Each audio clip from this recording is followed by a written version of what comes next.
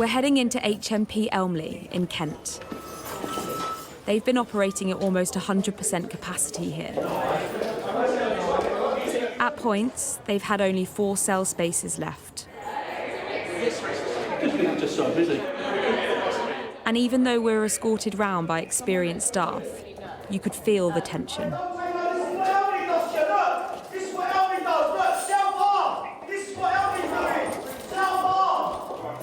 So the prisoner there was just presenting himself with scars on his body, and he said this is what prison does, self-harm. We'd been there only 15 minutes. It was just after 8 a.m. The prisoners were out during morning unlock, and an incident on the wing. She'd just come out of a briefing with the governor. She was talking about the unpredictability of prison, what we might expect throughout the day, and in that moment we heard an alarm go off and a member of staff had been assaulted. Tight conditions here are having an impact. A lot of frustration builds up. When you're in a cell, them cells get hot. So hotter is proven to make people less patient, and then it means that there's more chance of violence going up and self-harm going up because they are spending so much time looking at the same 4 walls. One of my staff assaulted this morning. That's the ultimate proof in the pudding that those sort of conditions do make things more challenging. And so does the use of weapons. This body scanner is used for security searches on prisoners. Are you seeing different types of weapons? You can do, yeah. Mainly they're homemade weapons, so weapons that are made in the cells, cutlery. They get plastic knives and forks. They can be sharpened down quite easily. Piece of metal put into the end of vape caps. It's anything you could improvise, really. And they're hiding them in them? Yeah, hiding them in their socks, hiding them on the person, in the bedding, in the cells, elsewhere on the landing, in the TVs. Basically, people have got 24 hours a day to try and figure out where they can hide things. So they are? Yeah. This is a single cell? Single cell, yeah. Men are spending almost 20 hours a day in their cells. More people mean strict and rigid routines. All of it fueling friction. And for staff, they're feeling it. What's a bad day like? Could be anything. Could be fighting a fire, could be giving CPR, could be stopping a giant fight, a near-on riot, could be anything. Some days you come in and you've got all of that in one day, some days you've got none of it. Every day is unpredictable. You don't know what you're going to come into. There's not enough staff for the amount of prisoners. The government is releasing people early across the prison estate to free up space.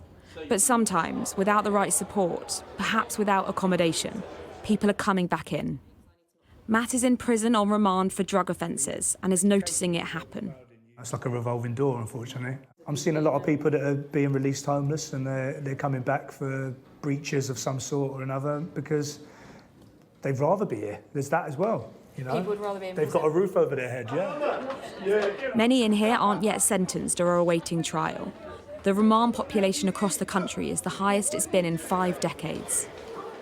That's adding to population pressures, made worse by a summer of riots. When there was the civil unrest that was going on, the pressure to then make sure you are filling every usable space. So we have, you know, daily meetings, daily calls to make sure that every bed was used. So it just felt like a pressure cooker. The flashpoints throughout the day, the serving of the meal, medication times became more pressured because you've got really the maximum amount of people that we can cope with. A high remand population means a heavy churn of people, some with short stays. They will be working Monday to Friday lunchtime. That makes purposeful activity, like employment here in the laundry room and education, much more restricted. It can be very difficult because what it means is you have a higher level of unemployed prisoners. And the last thing we want to be doing is having people in their cells longer than they need to be, or people that want to work, not able to work. Number 4's curry and vegetable pasty. Number 5 is herb couscous. But it's work that keeps them busy. Number 5! The time we had in jail was just a snapshot, not the worst day they'd seen, but not without incidents either. All of it reflective of a prison system that's spent months in crisis, and they're not out of it yet. Mollie Malone, Sky News at HMP Elmley in Kent.